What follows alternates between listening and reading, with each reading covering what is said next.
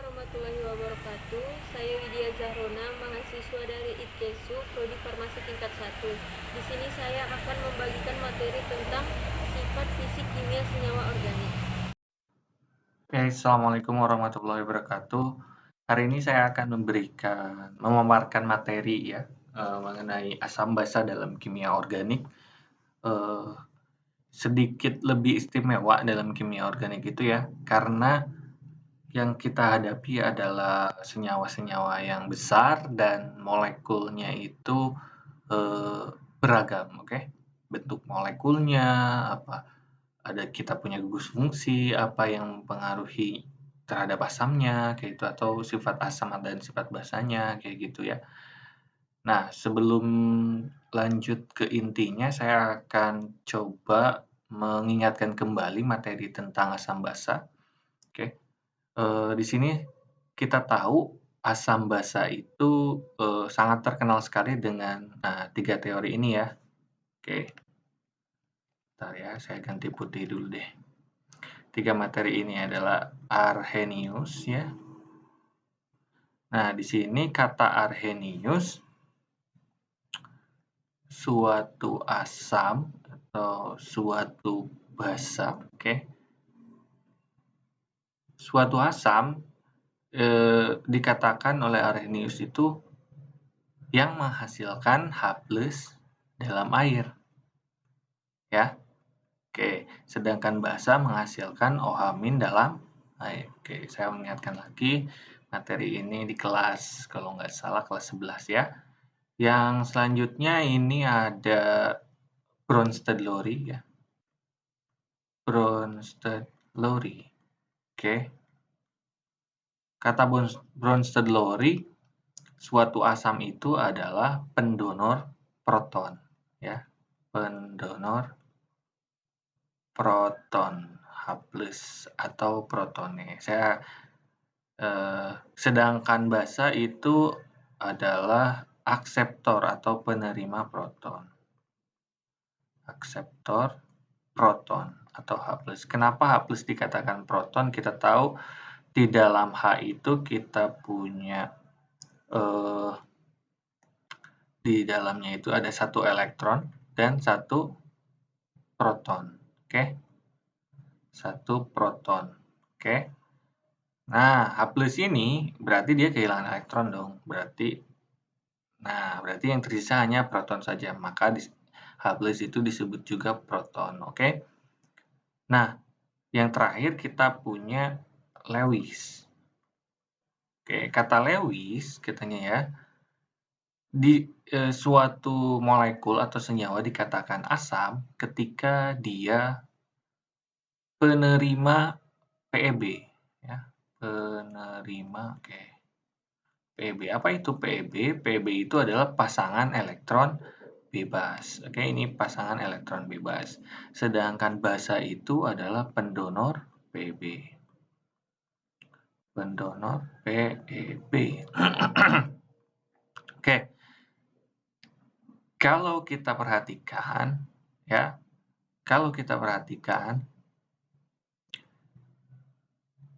di asam itu dari ketiga definisi ini adalah nih ya, dia kan H+,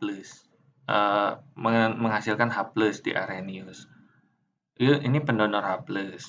Sedangkan Lewis itu penerima PeB. Artinya dia itu lebih positif, lebih positif muatannya itu ya, atau lebih elektropositif muatannya itu ya.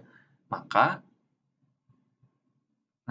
kita bisa simpulkan di sini asam itu yang mempunyai muatan positif atau lebih ke elektropositif, atau sebutnya itu kutub positif ya. Oke. Sedangkan basa, nah ini basa ya. Oke. Basa ini kalau kita perhatikan, lihat nih ya, ini OH-. Akseptor proton, otomatis kalau akseptor proton itu kan positif, berarti dia itu lebih ke elektronegatif ya, lebih negatif muatannya. Oke. Oke, berarti lebih negatif kalau dia menerima proton dong. Nah, pendonor PeB, berarti dia punya PeB dong, artinya dia itu punya lebih banyak elektron.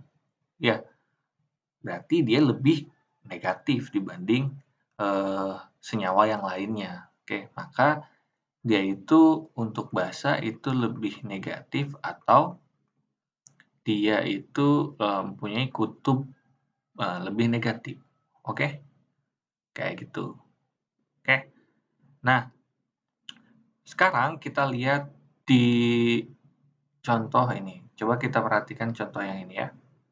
Saya punya H+, no. Saya punya OH- ya, ditambah H+ menjadi H2O. Oke. Mari kita lihat siapa yang bertindak sebagai asam, siapa yang bertindak sebagai basa. Nah, ini saya balik ya reaksinya sebetulnya. Nah, ini ionisasi atau autoionisasi air, saya balik reaksinya. Oke. Nah, di sini kita lihat si OH- dan si H+. Oke. Jika kita berpacu pada ini ya, kok berpacu ya? Melihat pada kesimpulan ini, okay, maka si OH- ini adalah basa, ya enggak? Secara Arrhenius dia menghasilkan OH- dalam air. Oh iya, ini basa secara Arrhenius. Oke. Okay? Secara Bronsted-Lowry dia itu penerima H+. Oke, untuk menjadi H2O, apa yang terjadi di sini? Yang terjadi di sini adalah si H+-nya itu masuk ke OH- atau bereaksi dengan OH- sehingga menghasilkan H2O. Artinya dia akseptor H+. Betul ya, OH-. Oke. Terus dia itu pendonor PeB. Ya, dia juga pendonor PeB. Dari mana kita tahu? Kita tahu OH- itu dia ini kan O itu punya 1 2 3 4 5 6 7 8 berarti ya.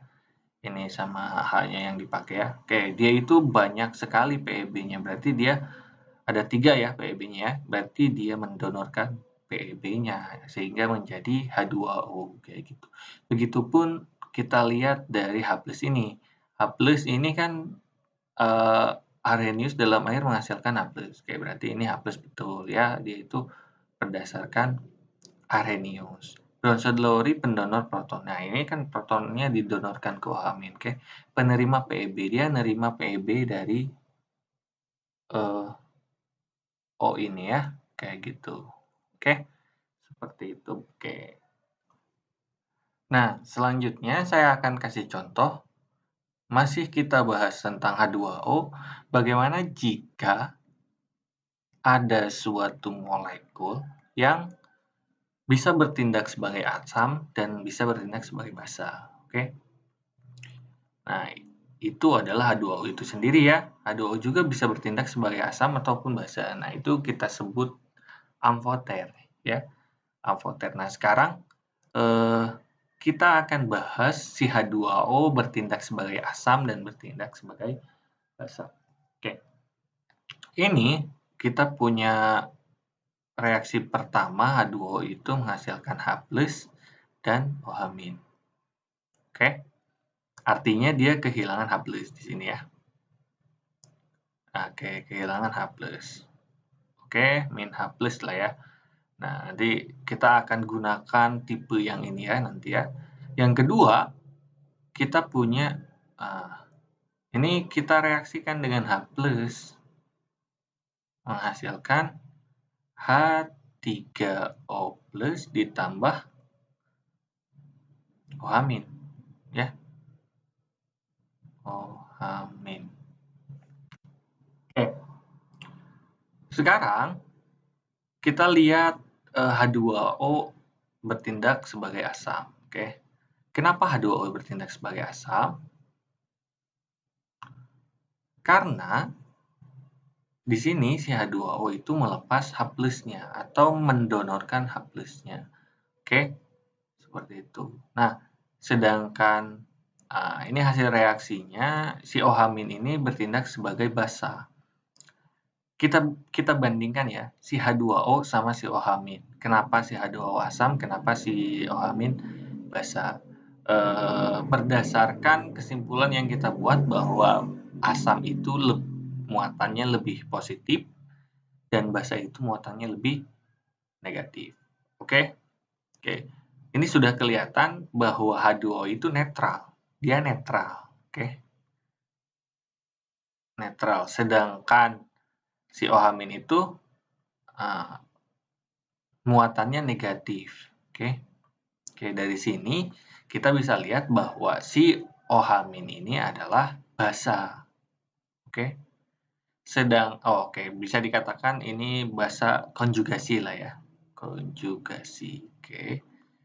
Sedangkan ini adalah asam. Oke. Sekarang kita lihat yaitu ini maksud saya kita lihat saya ajarkan melihat suatu asam basa dari muatannya. Oke. Karena ini sangat berguna nanti di kita menentukan si molekul organik itu lebih asam atau lebih basa kayak gitu. Ya. Nah, sekarang sini H2O. H2O ini dia ini netral kan? Kita sepakat dia netral. Sedangkan si OH- atau si H3O+, nah ini kan ya. H3O+ itu adalah dia itu positif. Positif. Nah, kalau dilihat dari muatannya, nih ya, kita nggak usah mikirin dia itu pendonor Pb atau pendonor proton atau dia itu penghasil H+ atau penghasil OH-. Kita gunakan kesimpulan yang di atas ini bahwa si asam ini lebih positif muatannya, sedangkan si basa ini lebih negatif kayak gitu ya. Nah, dari sini kita lihat kalau kita bandingkan antara netral dan positif, siapa yang lebih negatif atau siapa yang lebih positif? Artinya si yang netral ini kan H2O lebih negatif ya nggak? Kalau misalkan kita tarik garis ini 0 gitu kan ya, berarti netral kan ya. Kita katakan ini 0 netral di sini bukan 7 dari asam basa ya, bukan. Ini netral itu maksudnya tidak muatan. Oke, tidak ada muatan. Oke. Sedangkan ini kan negatif kan? Ini kan negatif. Negatif, negatif, negatif, negatif. Ini kan positif, positif, positif, positif gitu kan ya. Ini yang positif, misalkan ini positif 1 di sini misalkan ya. Berarti kalau kita lihat siapa yang lebih elektronegatif atau yang lebih muatannya itu negatif, yaitu yang netral ini dibanding yang positif, ya enggak? Ya, gitu. Nah, dikatakan tadi di atas, yang lebih negatif itu adalah basa. Berarti si H2O-nya bertindak sebagai basa. Oke? Sedangkan si H3O+-nya itu bertindak sebagai asam. Asam konjugasi. Oke. Kenapa saya munculkan dua contoh ini? Kan ini mah secara teori yang dari atas juga penerima PB juga gampang gitu kan ya menentukannya. Nah, ini yang saya tekankan contoh simpel dulu. Nanti kita akan praktekkan ke molekul-molekul organik seperti itu ya. Nah, bagaimana kita praktekkan ke molekul-molekul organik?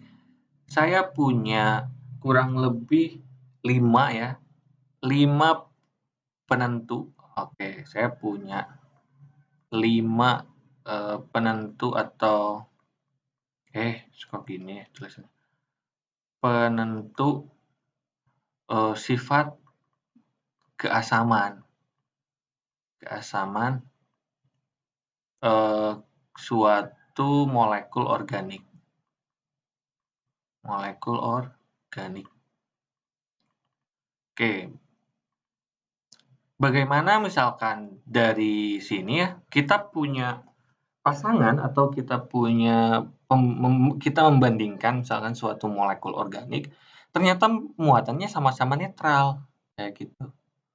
Ada nggak? Ada, banyak sekali, ya. Bagaimana cara menentukannya? Nah, ini nanti ada di ketentuan kedua. Ketentuan pertama itu adalah muatan. Oke, kita punya muatan, oke. Ini yang tadi saya bahas pertama kali, ya, muatan untuk menentukan asam atau basanya. Oke, siapa yang lebih elektronegatif, siapa yang lebih elektropositif, gitu kan ya. Siapa yang lebih positif, siapa yang lebih negatif muatannya. Seperti itu. Nah, yang kedua, jika kita ketemu molekul organik yang muatannya sama, ternyata ya, bagaimana cara kita menentukan siapa yang lebih asam atau siapa yang lebih basa? Kayak gitu. Cara menentukannya, kita gunakan keelektronegatifan atom, ya, keelektronegatifan suatu atom. Oke. Yang ketiga, bagaimana jika misalkan atomnya sama dan dia netral dua-duanya atau dia negatif dua-duanya, kayak gitu kan ya. Paham nggak? Nanti saya akan jelaskan lebih rinci satu persatu ya, tiap video yang ini ya.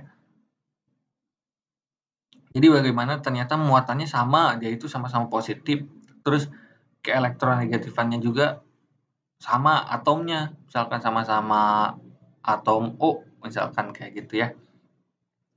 Kita gunakan resonansi. Resonansi suatu senyawa tersebut ya. Oke.